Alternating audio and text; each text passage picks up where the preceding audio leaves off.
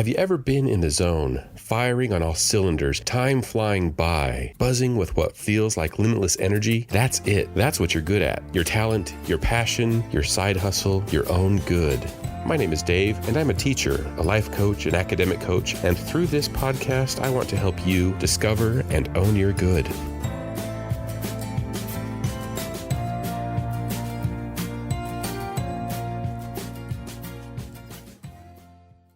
Welcome back to the Own Your Good podcast. My name is Dave.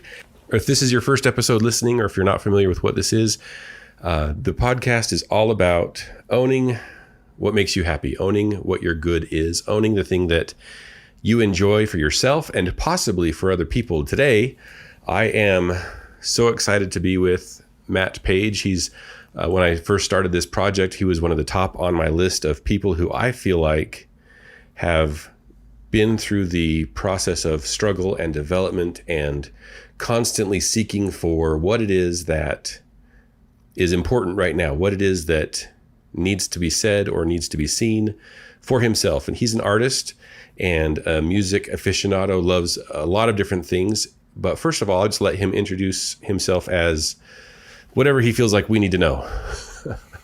So I'm Matt Page. I am an artist in Farmington, Utah. My day job is that I'm an art director at a scrapbook company. Really, I enjoy illustration, and graphic design is what my education is. So I do that stuff on the side. A lot of artists I work with or have worked with find all their artistic needs are met through their work at work. But I have to do my own thing on the weekends and at night. So just to kind of break it down. So with the people that I talk to, a lot of people either have gone professionally to school or some sort of training to do their thing, and other people just somehow figure out how to make that happen. You decided that you needed to pursue your education in college with your art experience. Mm-hmm. When you were younger, let's go way back. Mm-hmm. Is that what you always wanted to do? Go to college and do art? I always wanted to do art. Okay. The plan was never to go to college. Okay. I never thought about what I wanted to do when I grew up. But art was the only thing I ever really excelled at. Okay. So from elementary school, I was always drawing, even before that, drawing monsters at my kitchen table. Yeah, so you knew that you loved art, but I think like a lot of guys, just generally speaking, we don't know what we want to do when we grow up. Mm-hmm. And sometimes it takes a long time to really figure that out, but you knew that art was the thing. Yeah. Cool. So then when I did art all the way through high school, and then when I met my wife, she already had her degree, and she clearly was interested in someone who had been to college. Yeah. And so I told her, yeah, of course I'm going to college. Yeah, I'm going to go to school. And the only thing I could think of is like, yeah, I'm going to go to art school. I'm going to be an artist. So there's kind of a split reason there. Obviously the art, and then to impress the girl. I mean, I had to get an education for her to take me seriously, and that was my only way to get an education, because I wasn't going to go to be an accountant. Right. That worked out. That's pretty cool. Yeah, it worked out well. So you've pursued art, and the jobs that you've had in art, it kind of feels like when people are pursuing something that they feel like they're good at, but they also see tons of other people are good at. Mm-hmm. What is that like? The pressure or the observation that other people are doing what you're doing? Well, okay, so that makes me think of my current job. When I started there almost 6 years ago, I was hired as a graphic designer, mm-hmm. and the office was one giant room, an open office, mm-hmm. full of graphic designers, 30, 35 graphic designers. Yeah. And when I got there, my first week, I was just kind of like so frustrated because I saw the work they were doing, and it was like oh, I wish I could do that. Yeah. But I cannot do, like, I am nowhere near these people. Yeah. And I really kind of got scared. I didn't even tell people that I had got a new job because I didn't know if it was going to last. Yeah. And I was super overwhelmed. And then my boss, I kind of mentioned it to my first boss, and she was like, well, if they hired you, they saw something promising in it. So why don't you go and do this in like a chalkboard style? And I'm like, what? I can't do a chalkboard style. I'm not good at, I've never done that. Yeah. And she's like, well, just go look it up online. See how they do it on YouTube or whatever. And I went and did that, and I ended up, in my second week there, or maybe it was still in my first week, I did this thing in chalkboard style, and I'm like, oh, that's awesome. That's cool. It worked. And so that kind of gave me a little bit of like hope. And then as the years go on, I became a little bit more confident in like, oh, like I can do every time that there's a thing that they ask me to do and I say there's no way I can do that. Yeah. I end up being happy with it in the end. Cool. So that's kind of somebody else having faith in you, which is always awesome, right? Whatever it is that you're into, if somebody else says, I think you can do it, and then you trust them and try, that's awesome. Sure. Yeah. Especially, in those earlier years of work, I can't rely on my own self-confidence because it's hardly ever there. Yeah. So do you think artists, musicians, people who are putting their creative out there, do you think that a lot of people feel that way? Yeah, I mean, a lot of people feel imposter syndrome, and a lot of people feel like, oh man, one day they're going to find out that I don't know what I'm doing. One day everyone's going to know that like I'm faking this. Yeah.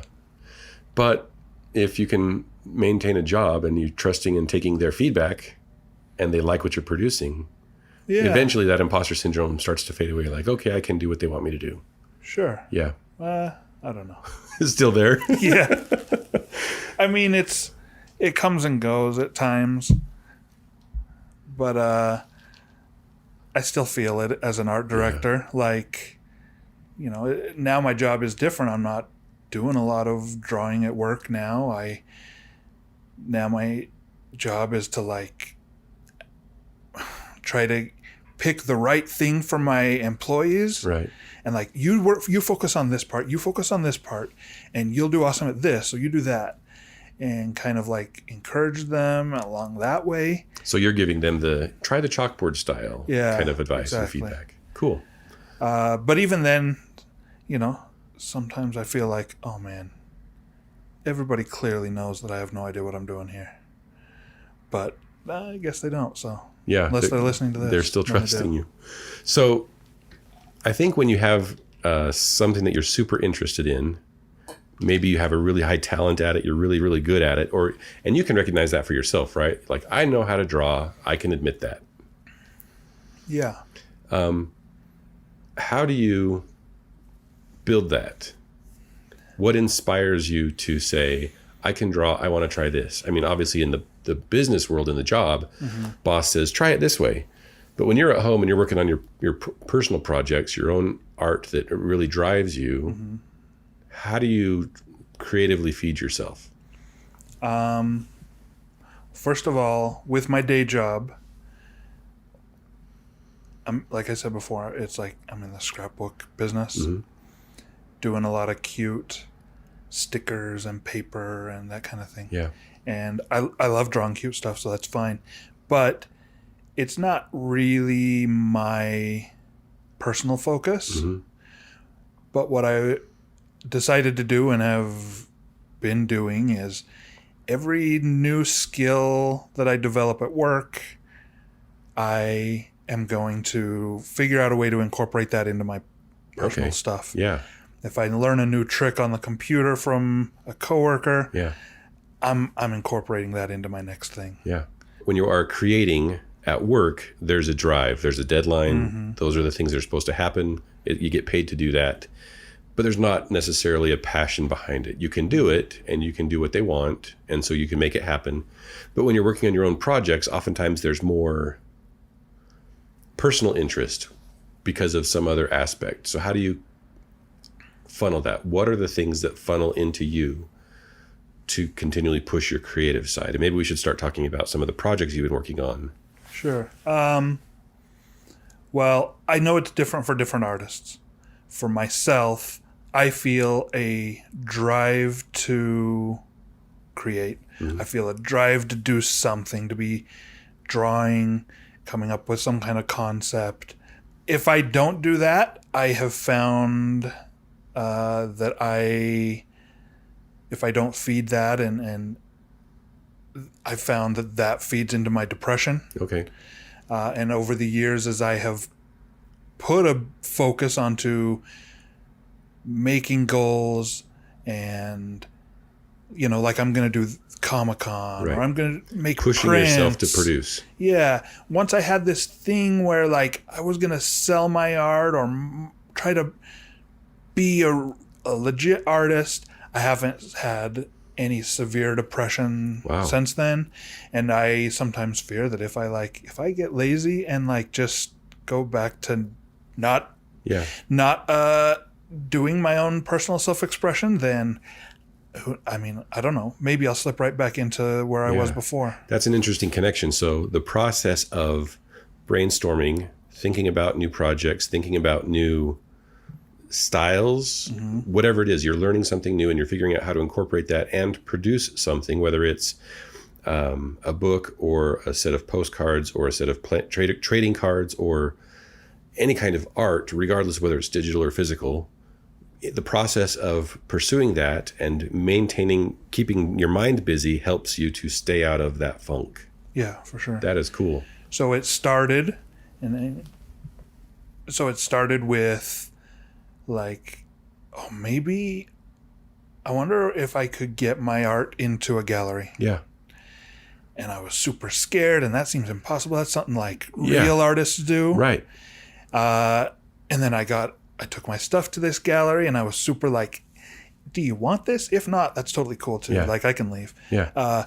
But they liked it, and they gave me a break with that at this gallery downtown called Matagogo. It's no longer there. Yeah. But they were awesome. That gave me a little confidence, and then it was like, well, maybe I can do like Comic-Con and sell prints, and got into doing that. And then it's funny because like when I first had prints and was selling prints, I felt very fulfilled with it, and now I'm not fulfilled with prints anymore. Right. You sort of graduated to the next challenge. Yeah. Yeah.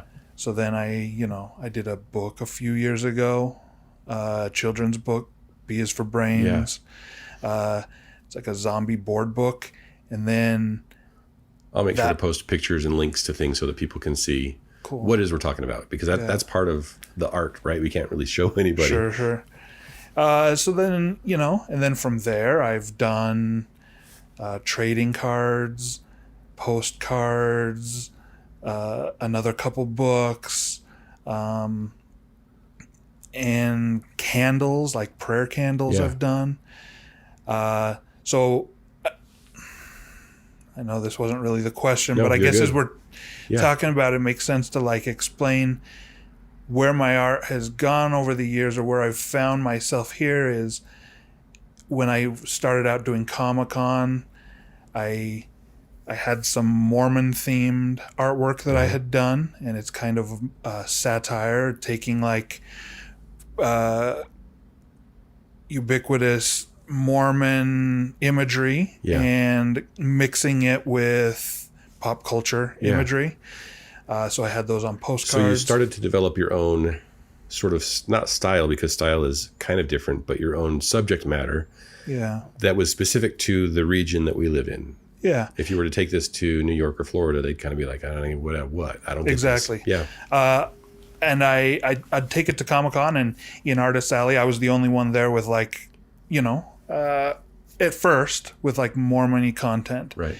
And then that became, more people started showing up doing that. And I decided that I was going to, I wanted to be like big time and like not focus just on the Mormon stuff. And so I was thinking, well, I'm just going to focus on like my fan art, but then I noticed that like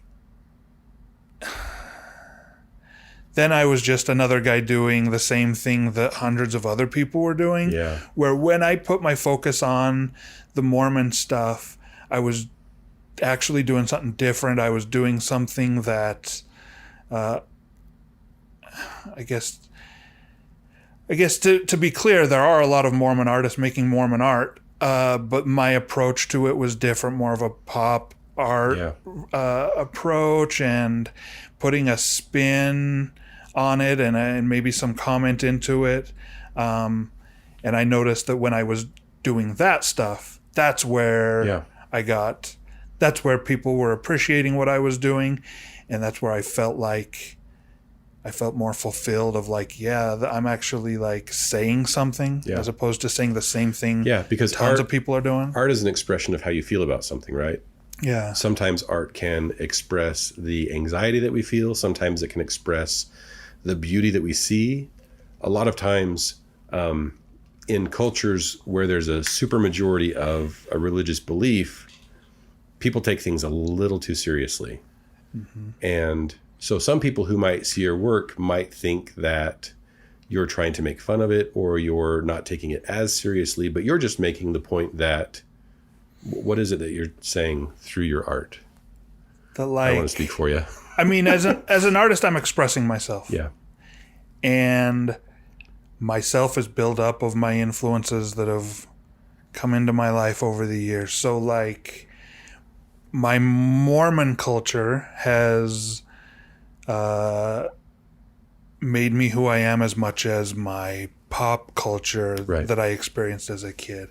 And that spans from music to cartoons to books to everything what we consume, what makes us who we are. Yep. Yeah. And so I felt like, why, when I am creating art, do I need to just deny all the other influences? Yeah. And focus on just the one language in which people express their faith. Yeah. Rather than it all just gets filtered in together for me into the same thing. Yeah. And so, at first people were, a lot of people did find what I was doing offensive, or they took offense to it. But over the years, I've seen that that's died down. Yeah. And I think when people understand more what I'm doing and understand more where I'm coming from, it's not shock factor per se. There's a real reason or story. Yeah. Yeah.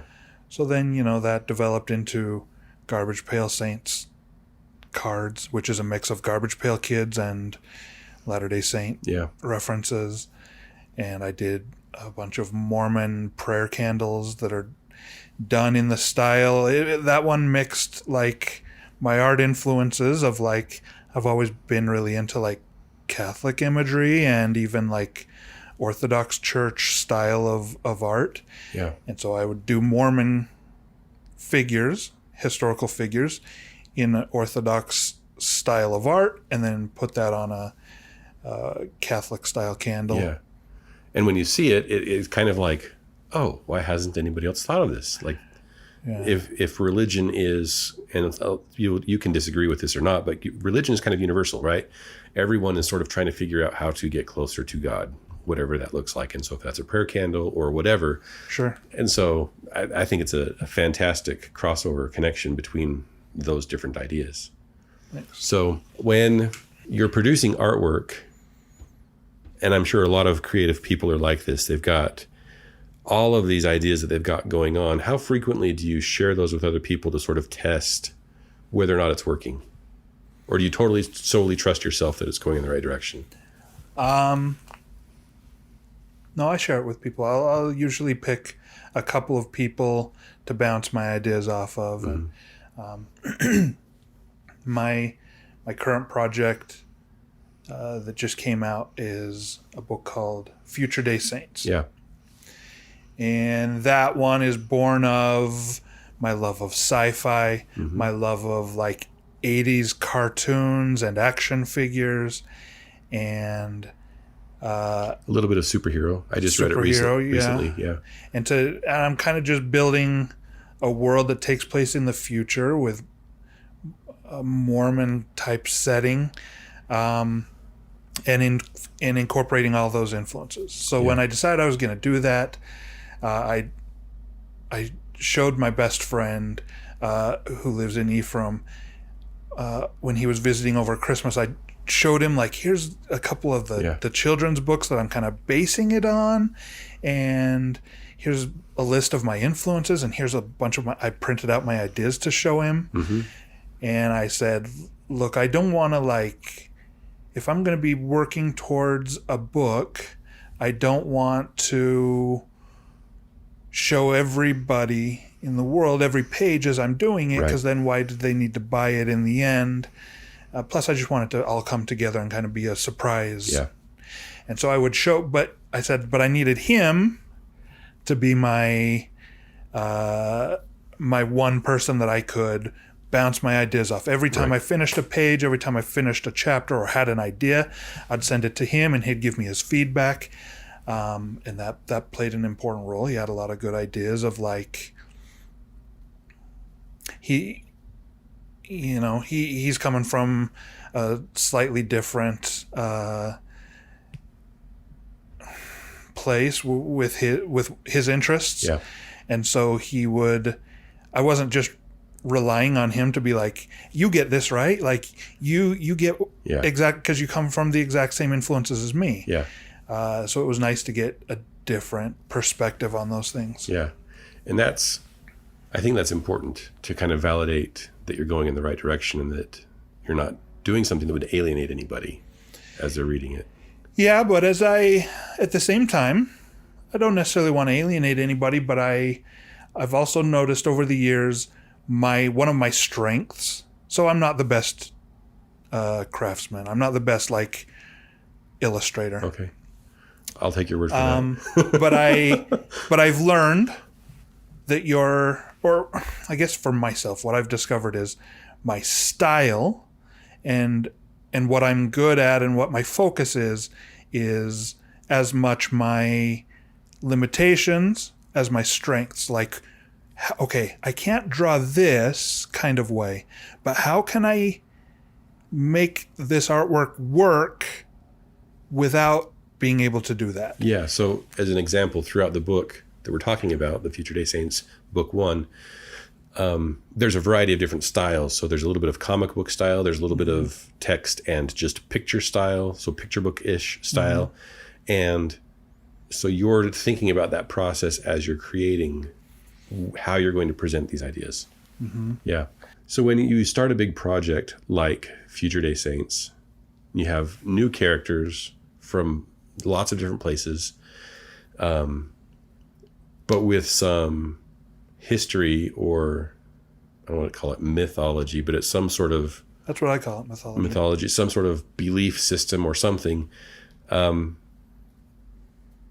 How do you keep track of all of that? I guess I'm thinking, if somebody else were thinking, I want to write a book, but I don't want to just write a book, mm-hmm. and I don't necessarily want to do a comic book, mm-hmm. and I don't want to do a picture book because that's kind of kiddie, mm-hmm. Not necessarily that it is. Right.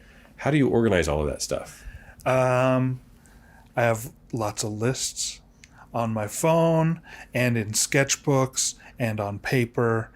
I have, like, as I was going through developing this project, I made a list of all the different main influences that I'm going to look to. Mm-hmm. Things that I've been thinking about apply to this. And I just wrote down all of them. They're, it's... When I said that I do call it a folklore, or when I do call it a mythology, mm-hmm. it's because I'm not just mixing in Mormon doctrine, mm-hmm. but also Mormon folklore, mm-hmm. and Mormon culture, things that are more mythology than they are more than that. And so I'd make a list of that, and sometimes I'd refer back to that as I'm writing. And on that list would be different pop culture things that influence me. Thundercats, Masters of the Universe, Brave Star, things like that. So as I'm writing and creating, I'd look back to my list, and maybe even sometimes I would put on 4 or 5 episodes of that show to kind of just get more in that mood or get more of that feeling. And as I watch, I would get ideas and I'd write those ideas down. So I do have a bunch of lists. And I think with my anxiety, list making is a big thing for me and checking off things. But I have lists and ideas, and whether they're even one word or whether it's like a paragraph, description or something. So you mentioned something that I think a lot of people who want to produce something worry about, and that is the anxiety. If I'm going to get it all, am I going to show it all? How do you reconcile that? Do you just admit that some of these things aren't going to make it from the very beginning? Yeah. Some of these things might make it to book 2 or book 3 when it's right, when it's ready? Well, I knew up front that a lot of people, unless they're 40-year-old geeks from Utah, white guys, they're going to have a different experience. They're not going to catch all the references. Yeah. So I have to be able to make it work that not everything's going to make it into it. Yeah. And also not everything's going to get recognized. So it may incorporate elements or ideas I got from XYZ, but the reader isn't going to know that. And so even if it strays or if it doesn't include part of it, that's fine too. Yeah. Now, we've had previous conversations about this process of creating and trying to push yourself. And you've discovered on your own that to manage your own self-doubt or whatever those feelings are of anxiety and depression and things, you've sort of established your own process to evade that, to get away from that. Your process of producing came from, and we talked about this before, so I can't remember if there's a story behind it, where you're seeing other artists who are talking about making progress but aren't. Yeah. I'd say one of my biggest fears is that people will say, oh, Matt Page used to be a good artist. Uh-huh. Or, hey, remember Matt Page, what he used to do? Yeah. That was innovative. Yeah. And I want to remain innovative. I don't want to have one thing that people think was my thing, and I don't want to just sit and focus on that. One thing either. Garbage Pail Saints was a big success for me, and I loved doing it. And after 4 sets of it, I just had to stop because it's not fulfilling if I'm just doing the exact same thing for 10 years and people are going to be like, oh, another one. We get it. Yeah. And so that's also a thing where I have a constant need to move on, and I have a constant need to improve, and that's just for my own mental health, and other people may not have that, and that's totally fine with them. But I do find it, when I see an artist and their art hasn't changed in the 8 or 10 years I've known them, then that kind of motivates me to be like, oh man, I hope nobody thinks that when they see my art. When I look back at my art from 3 years ago, something I was really excited about, sometimes I can't even look at it. It's too cringy. I've developed so far past that I, not to pat myself on the back that I've developed past it, but I thought it was really great then, but now it doesn't. Well, that just shows development, right? That just shows progress in a direction. Mm-hmm. And other people who will come across your satire, cross-reference, pop culture, Mormon culture, postcards or whatever, if that's their first time seeing it, they're still having that kind of brain explosion experience, right? Yeah. But you're looking back and saying, I don't know. Yeah, totally. With my, this kind of goes back to what we were saying before, how I don't want to alienate people with my work. But at the same time, like one of my strengths has been that I've found is I kind of have an inside joke or an inside reference that people, when they see it and they get it, that's what makes the connection with my art. Yeah. And with my postcards, I made those like almost 10 years ago now, and I have no personal interest in them anymore. Yeah. But when I take them to shows, that still sells a ton. Yeah. People are still seeing them for the first time, and they're having that same experience that other people were having, 8 or 10 years ago. Yeah. And so I do still make them for that reason. Yeah. The first part of this has been about the artwork for yourself, the production of it, overcoming your own anxieties, or fears or whatever about your production and where you're going for yourself. But I also want to talk about, because when people are producing something, they also are trying to help somebody or influence somebody in dealing with a problem or dealing with the culture that they live in. I think more and more we're starting to see people who are struggling with who they are. They're afraid of what their parents are going to think, or they're afraid of what their friends are going to think. We can really be productive, I think. We can really be successful when we just own it and we're okay with ourselves. What is, I guess, first of all, who is your audience and what are you trying to tell them? Man, that's kind of tough. Who is my audience? One of my things that I do worry about sometimes is this thing I'm doing too niche of an audience? Okay, so if you don't know Mormon culture, you're just going to look at it and move on. Yeah, and if you're Mormon but you don't know pop culture. Yeah. And if you're Mormon and you know pop culture but you come from a different generation, a different generation of pop culture, you're not going to get it. So my audience, I always worry that my audience is just going to be like people my age who have some familiarity with Mormonism. Yeah. And that's fine. But I've also kind of discovered that it's not always like that. Other people who I don't think it's going to appeal to, they do find an interest in it, and they find their own part of it that they can relate to. So I've noticed that, I approach my faith-based art from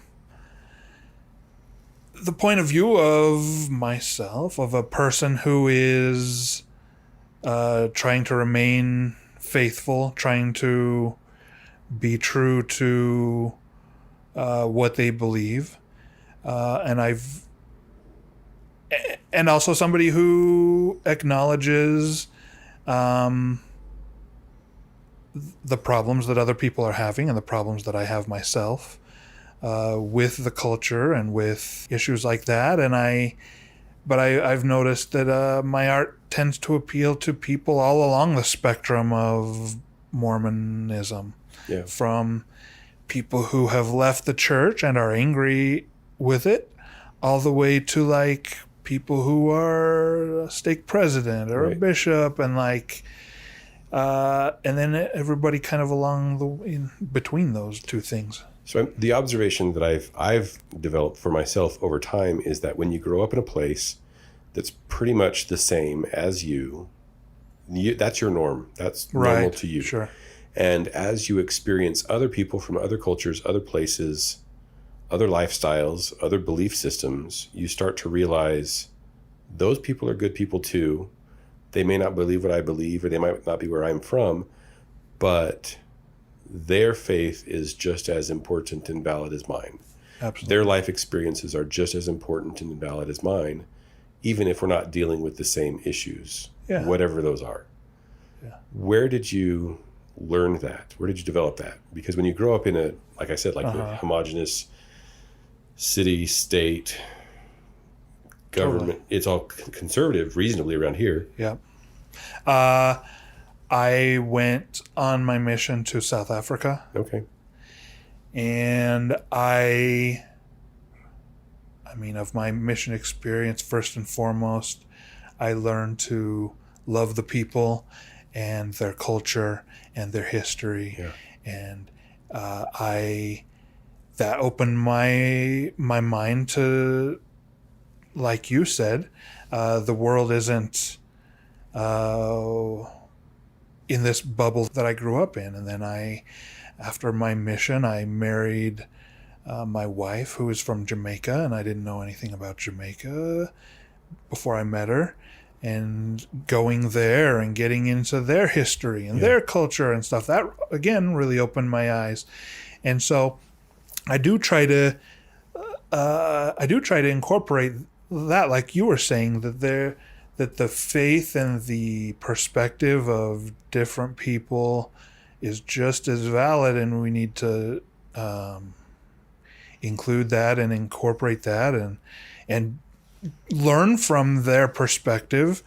And I try to incorporate that in my work with, I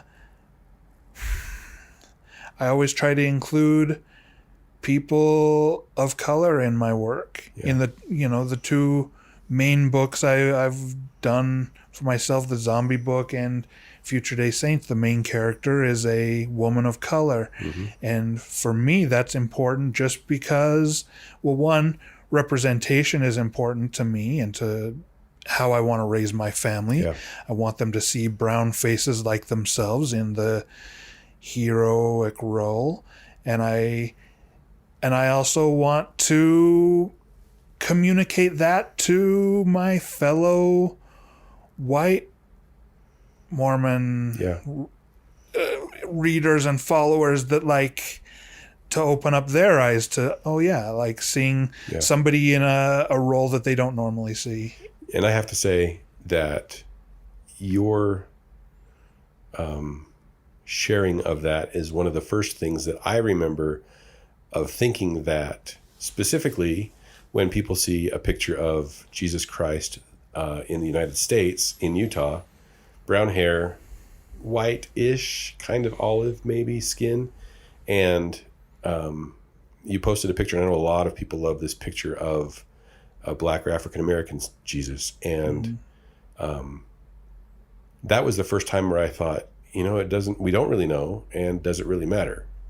And so I have to thank you for that, because that has led to being much more open, especially growing up in the same area-ish of conservative Utah, where we don't know and we just assume and we think we're right. Right. And on my mission, I remember multiple people asking me, why is Jesus always painted as white and the devil painted as black? And I'm like, what? He is? Yeah. And then I realized he is. I never noticed it because it never affected me to see the God being portrayed as looking like me. So it never even registered. That was just the norm. And so that was an important thing for me, is showing that, like, it's a lot of that stuff, a lot of what we think is the truth is cultural. Yeah. And that's hard to swallow. That's to accept that you might not be right. And so just to kind of sum up what I think I hear you saying is that what you want people to realize through your art in a lot of different aspects is that what you believe may not be right, or may not be true, but we don't know. And that really what we need to be doing is being accepting of people, particularly in this Future Day Saints, that there are a lot of different people who look a lot of different ways. And I think you kind of go to an extreme to maybe make a point that these characters in this book look really strange or don't communicate in the same way. And are they really that different than us, really? And one piece of influence going into the book and into that idea. So the book is called Welcome to New Zion, and the idea of Zion being the gathering of like-minded believers from all over. And when you say all over, that's like universally all over. Yeah, in the book it is. And so in the book it's alien races that are a metaphor for. So in the book, the alien races are a metaphor for the different races of the earth and the different cultures which we all come from, which, if we were to have a true Zion, would include Aboriginal people, people from Native East country, Asia, wherever, everywhere. And it would be crazy to like just whitewash that and make them all the exact same. One idea that went into my expressing that in the book is something that my friend threw out to me while we were making it, while I was making it and bouncing ideas off of him, is a lyric from a song by Neil Young called "When God Made Me," and it says, "Did He make?" So it's talking about God creating man, and did He make just me in His image or every living thing? And so that's where like you said, it kind of gets to be extreme with the extreme differences between the races in the book. It does. I guess I am kind of following that idea of what does it mean when He says we're created in His image? We don't know what that means. Yeah. We assume we know what that means because of our understanding of what image means. Yeah, exactly. And so, again, there's so many influences that I take from different pop culture and stuff that feed into my work, and it all just kind of funnels out into what I think, I'm picking what I think is the best of all of those influences and kind of funneling them into my own version of it. Yeah, that is epic. And it takes a lot. There's a lot of thinking, a lot of planning, a lot of producing, a lot of probably sketching and resketching, all of those things. Definitely. And now that I've done the first book, I'm excited for the second book because I don't have to do as much world building. I don't have to explain why everybody looks different. I don't have to explain why everybody's together. Yeah. And I've already put all that work into it. Now I can take those characters and that world and just kind of take the next step and story run with it. So conflict and resolution and development of character. That's awesome. Thinking back to drawing as a kid, did you ever think, I want to do comic books or draw or create books like that? I mean, I always thought that would be the dream. Yeah. To work for Mad Magazine. Yeah. Or and that's what a lot of the last. So did I ever think about it? I did think about it and thought, there's no way I could ever do that. Yeah. And now I've gotten to the point where I'm probably not ever going to work for Mad Magazine. I'm not going to work for Topps trading cards. Yeah. But I can make my own thing. I can make my own version of it. We're definitely in an era where it is super easy to be able to print something on your own or publish something anywhere. It is super easy to make that happen.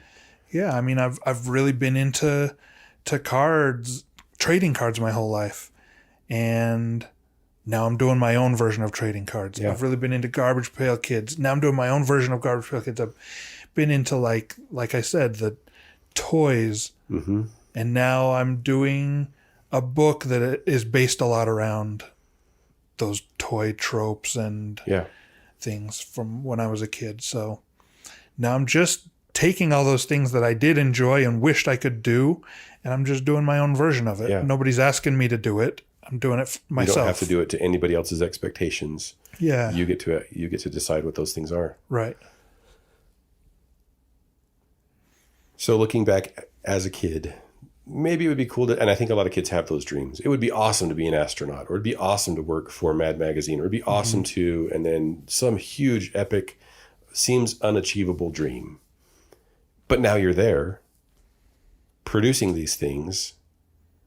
If there was some kind of advice or process or something that you would tell yourself, knowing where you're at now, knowing that you've developed from postcards, now you think those postcards are gross or lame or whatever, and you're seeing yourself progress in your production, your development. You've moved from postcards and prints to zines and books, what would you tell yourself as a kid? Man, I guess I would tell myself to set a goal of making a thing. Okay. And then do it. Not just a drawing, not just draw a monster, but I'd say draw a 4 or 5 page book. Yeah. A little story. And get that done. And it's not going to be it's not going to be as good as the influences you're looking at. Right. It's not going to be as good as you want it to be. But you have to take that first step first. So I mean, it took me forever before I felt comfortable making a zine or making a book. And even the first zombie book I made, it took like a year and a half to get it, to do the artwork for it. And it was already written, so I didn't need to even think about that. But it just took me forever. And now it's a lot quicker because I did that first one. Sure. So that first one took forever, and it frustrated me so bad, and it scared me forever, and I kept putting it off. Now I don't have that anymore because I've done it. And so what I would say to myself is make a thing, make a whatever it is you like. If you like cards, make 5 cards. If you like a zine, make a 6-page zine. And all you have is the Crayola crayons or whatever. Right. Use what you have, make it happen. Mm-hmm. And whatever you did there, the next thing will be better. Exactly. It's going to suck. You're not going to like it very much. Yeah. But you have to do it first before you can get to doing it like the way that you want it to be. That's epic advice. And that doesn't necessarily apply just to art. That could be anything. Yeah. That could be planting little bonsai trees. Like if you don't know the process until you start, and you're going to screw it up, it's not going to look great. Right. And that can apply to anything. That could be in songwriting. That could be in whatever it is that you're enjoying, whatever you produce.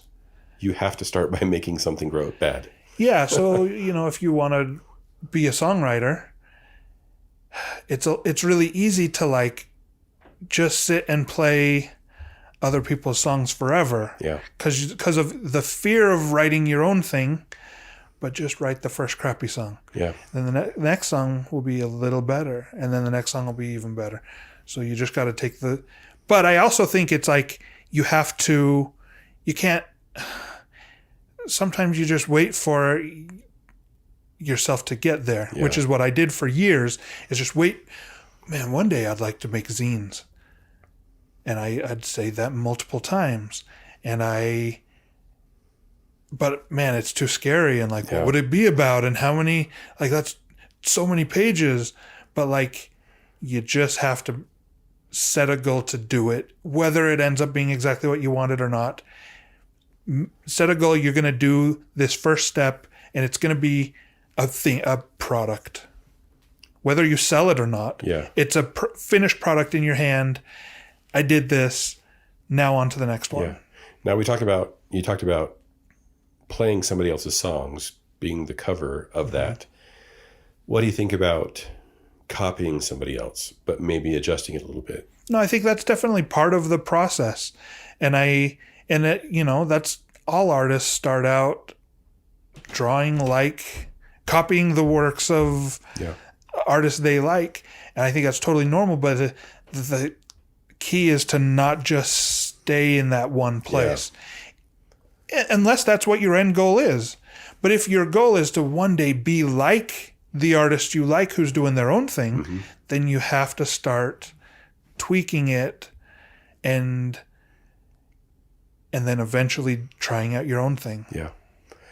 So whatever your ideas are, you might not have the best epic character, story, problem, whatever, to create the massive 3-book trilogy or whatever. But you can start with the idea and then see what happens as you do it. Evolves into something else. Yeah, definitely. Any other advice that you would give to anybody, whether they're teenagers struggling with parents who are sort of pushing them down, saying you shouldn't be doing that, or that's not okay, or you're better than that, or adults who are sort of stuck in a job where they don't know what they love and they sort of hate going to work, how can they bring a little bit of light or sunshine into their lives? Yeah, definitely relate to both of those situations. Just like, I guess the advice I would give is to do your own thing. Like, do your own thing on the side. Find time for yourself. Find time to work on your own project. Work sucks, and you got to make time for yourself. You can't just get caught in like when I come home, I'm just worrying about work some more. I've luckily over the past few years developed the ability to, when I come home on the weekend or at night, I don't think about work at all anymore. I know it's going to suck tomorrow, but I'm not going to think about it at all. Yeah. And because this is my time now, and I'm going to work on my own project, and my parents may not like it, and other people may not like it, but I'm going to do it. And with Future Day Saints, my current, focus and obsession, if nobody wants the second book, I'm still going to make the second book and the third book. Because at this point, it's been great that people have been interested in it and appreciating my vision. But like, even if they don't, I'm going to do it for myself so that I can have these final books in my hand and be like, I did this. Yeah. And this is a thing that's 100% me. It came right out of me. And I made it. And if nobody else wants it, it's what I wanted. It's what I wanted it to be. No, that's awesome. So that's the benefit that I get from it is me producing it for myself, the process of it, the exploration, the development, the drawing, the storytelling. Mm-hmm. That's what I'm getting you buzzing on. That's what I need to have for me. Mm-hmm.